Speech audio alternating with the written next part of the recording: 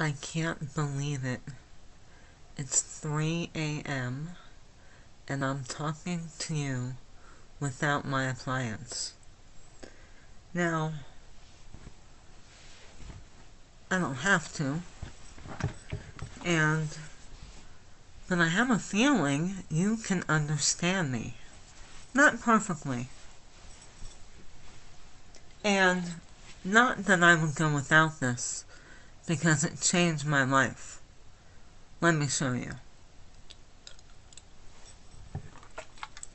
Little sip of water.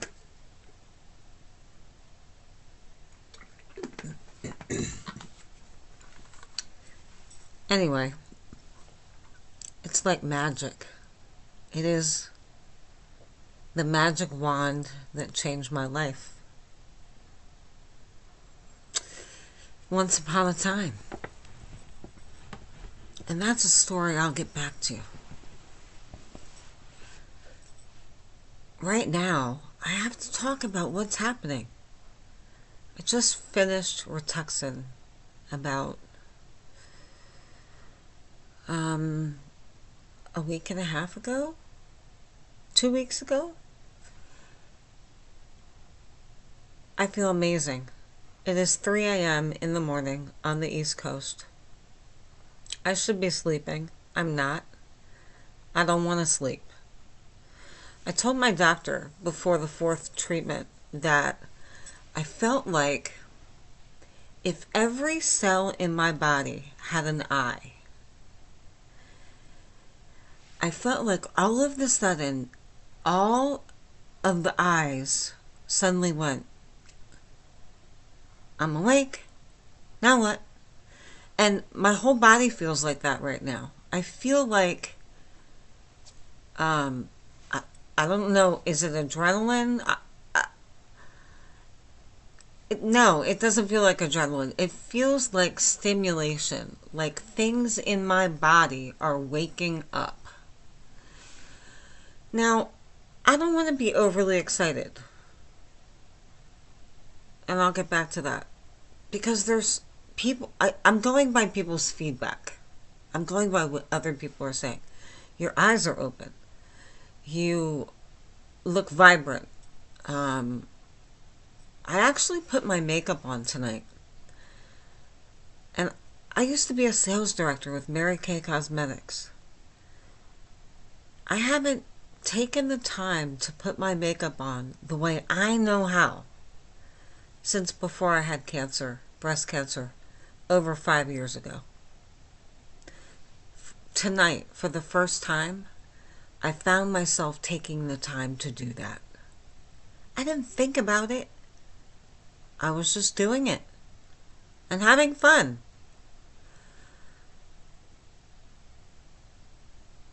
I have hope. I keep saying that I'm back at my baseline, but it's starting to feel like that's my denial. I'm beyond my baseline. I feel amazing. I feel like my body is saying, I can't wait to go exercise. And the thought of exercise for me in so many years has been followed so quickly with, you can't exercise because it'll fatigue you and you won't be able to breathe. And all of a sudden, my body's telling me otherwise. My body's telling me, yeah, we can do this. My mind's telling me, take your time, take it easy. And I identified tonight what that's all about. See, I've had this disease since I'm 8 years old. I don't know anything different.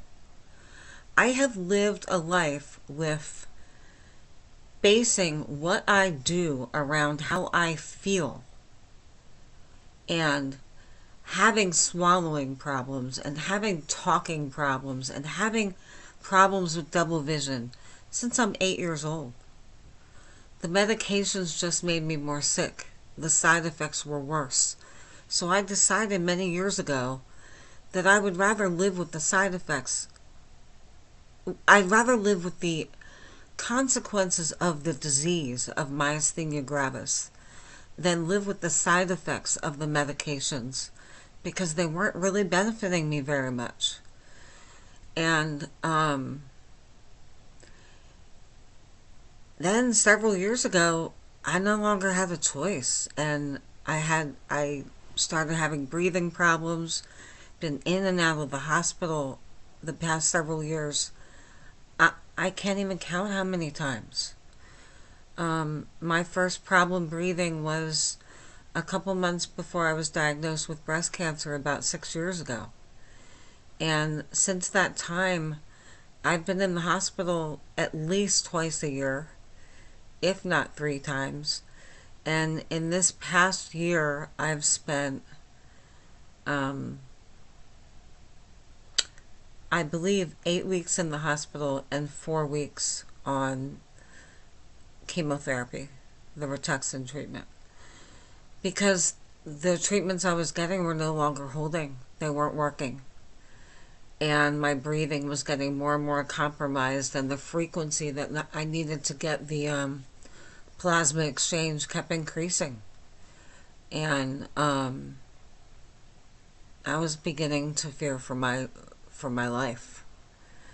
So it was time to try something new. And I'm sitting here now. But in that context of having this my whole life, it's all I know. There are people with myasthenia gravis that my heart breaks for, because they have a full, abundant life. Riding bikes and jogging, or whatever they wanted to do in their adult life. I never had that. I did some things as a child with twirling baton and dancing, but I could never really keep up. I tried, and I worked my butt off, and I had some accomplishments, but it always paid a price. And these people that have myasthenia gravis, that have that full life and had it taken away from them, I can't imagine that. Devastating. For me, I'm coming from the opposite place. I don't know anything different. So this treatment has the potential to open some doors for me that I've never seen open. And I believe that's starting to happen. I just feel a different kind of vitality, and I'm excited to explore it. My daughter and I spent 8 hours together yesterday, and she's 16. Hello? Running around, grocery shopping, errands, here, there, everywhere. And it was fun. She's never had that with me. Usually it's, I'm done. It's her waiting for me to express when I can't push myself any further and we have to go. Or me saying we'll go do something and canceling because I physically can't do it, which happened a lot. Sadly happened a lot. I have hope that some of those things can be different. I have hope that I may live longer. Having an autoimmune disease isn't a joke. There's consequences for these treatments, and there's really high risks. And I have a chronic condition that's not going to go away. I've had cancer 3 times, and have a couple other issues we're looking at, with some thyroid and low energy and my hair falling out, and it having a body that's been unhealthy is a lot of work. I hear people talk about, oh, well, you can go to work for me. Well, you know what? I would love to, because being chronically ill is a lot of work. Everything's work. I can't even pay my bills right now because my brain is so foggy that I can't get through it. I feel like a first grader who has no idea how to live. Of course, I don't want to admit it to anyone. I don't want to tell anyone because I feel weak. I'm 49 years old. How can I be struggling with this? But I am. And the fear is, it makes me feel like, oh my gosh, maybe I'm going to need assisted living. All these treatments pay a price. What I do know is I do everything I can to be healthy. I eat organically. I hopefully am now going to be able to start exercising. I have some hobbies that I love. I ride a motorcycle. I shoot pool. I have a lovely daughter. I am passionate about photography.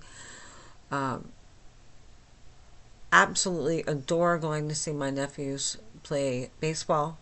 And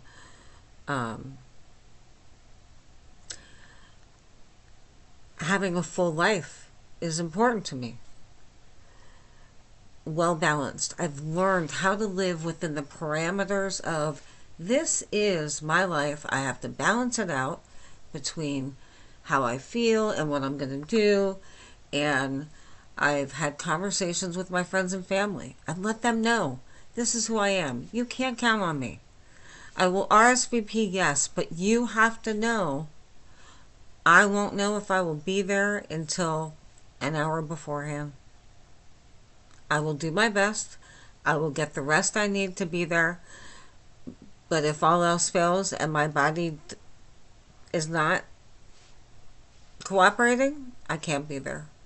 And my true friends have stood by me. But I've had to have the conversations. I've had to share with them and be vulnerable. And do I like to cancel? No. Actually, integrity is really important to me. I feel like if we don't have our word, we don't have anything. So, no, I don't like to. And that's why I think it's important to have the conversation. I'm not very good at asking for help. I like to do all this on my own. But I've needed more help lately. With the 6 weeks in the hospital.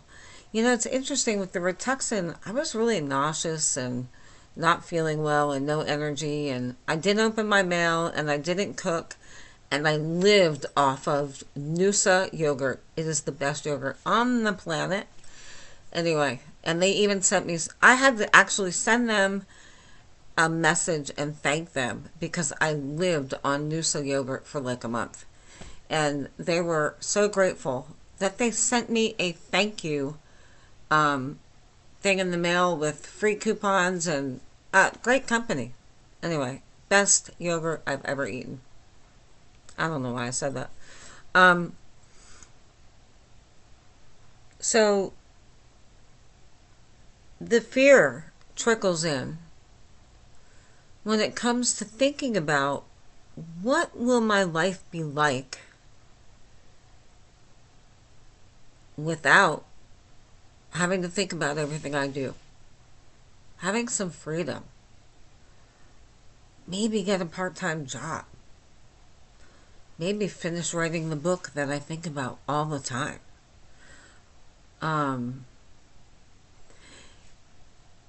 And sadly, what's right on the other side of that is, yeah, but if I get better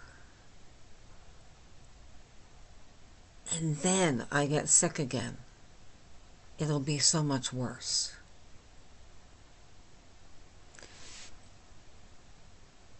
And I found that really sad.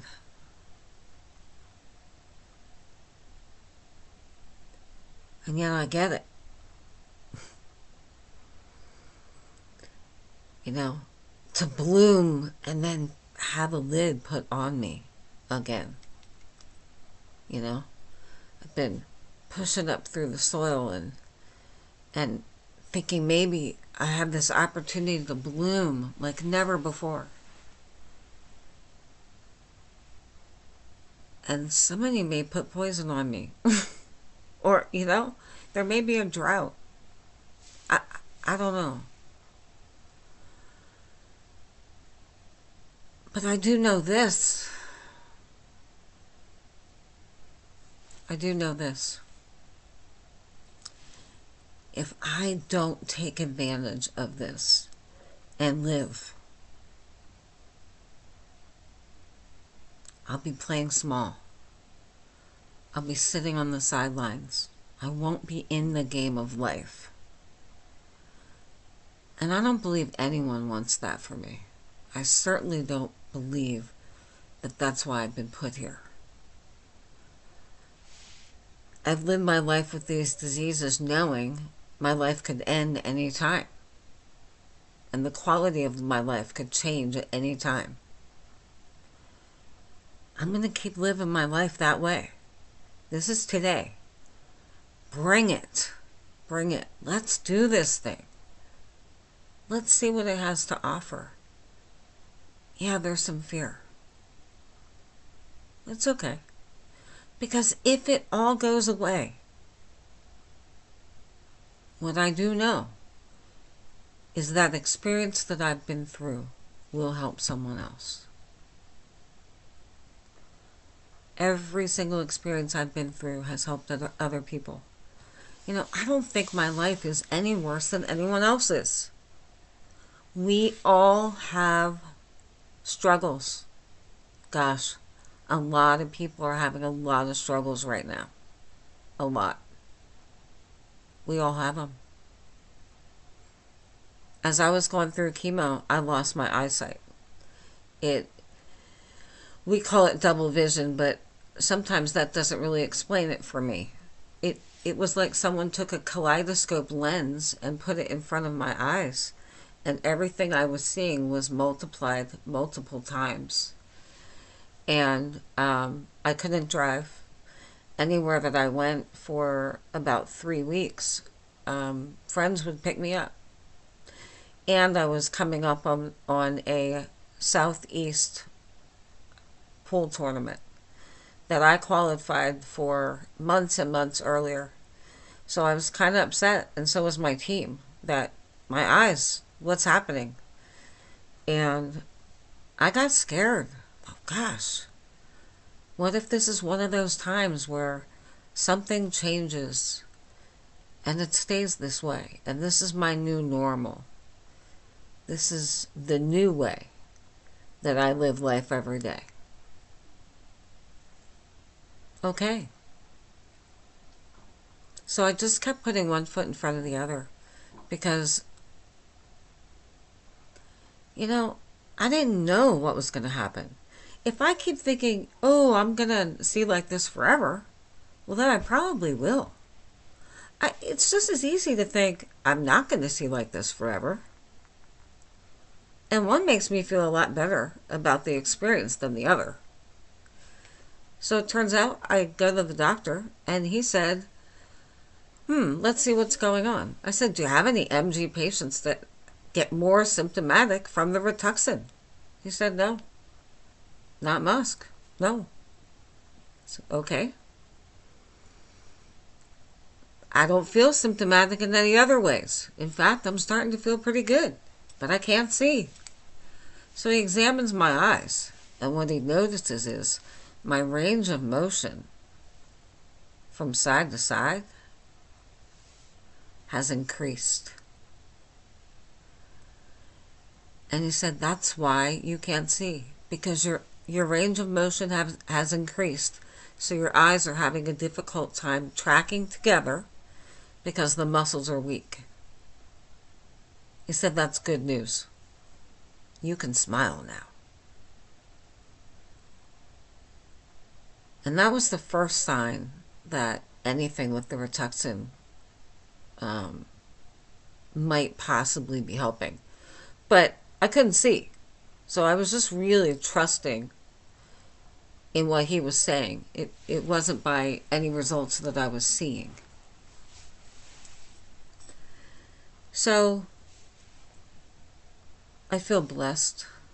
I feel like a series of events has led to this happening. There's the twin shamans and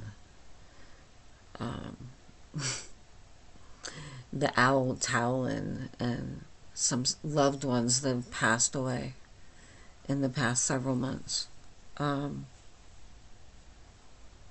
They're all part of this. You know, a week ago, terrorists bombed Paris. My heart is broken. I don't get it. How? How can people be talking about not helping?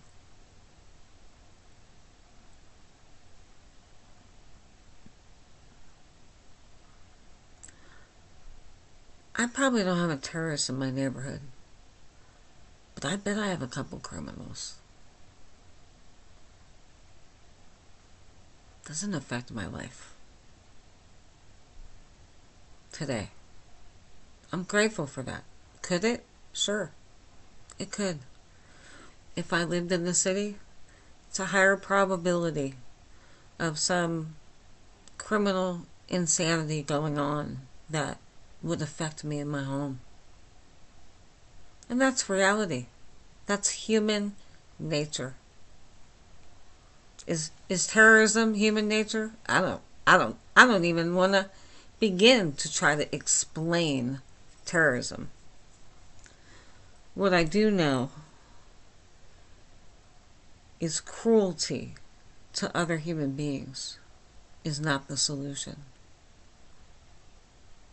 I live on disability. I actually have no idea how I'm going to afford to keep living. Been living on a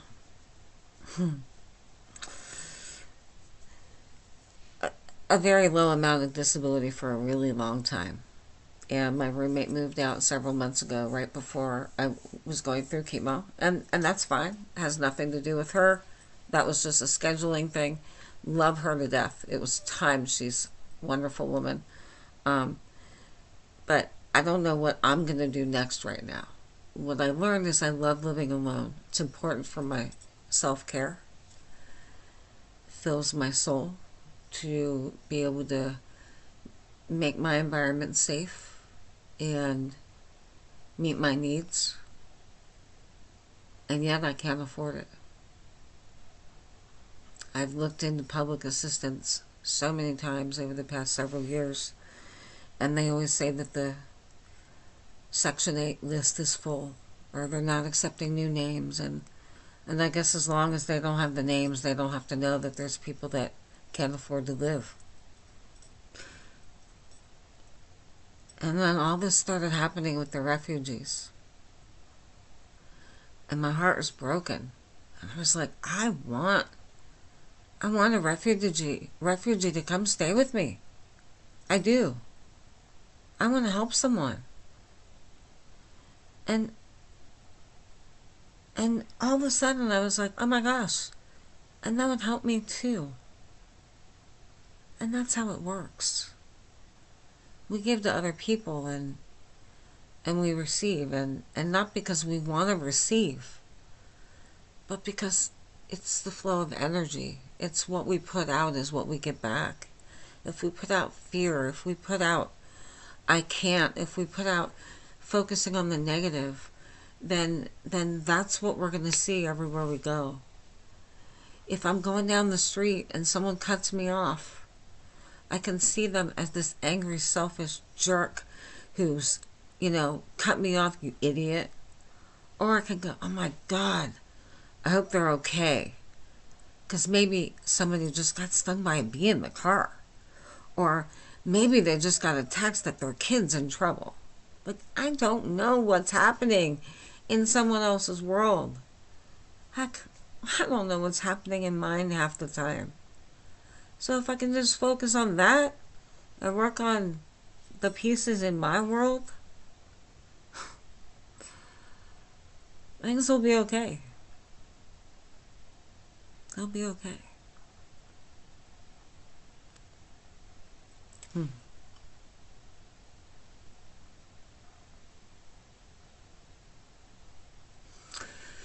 I don't know what I just recorded, but it will be interesting.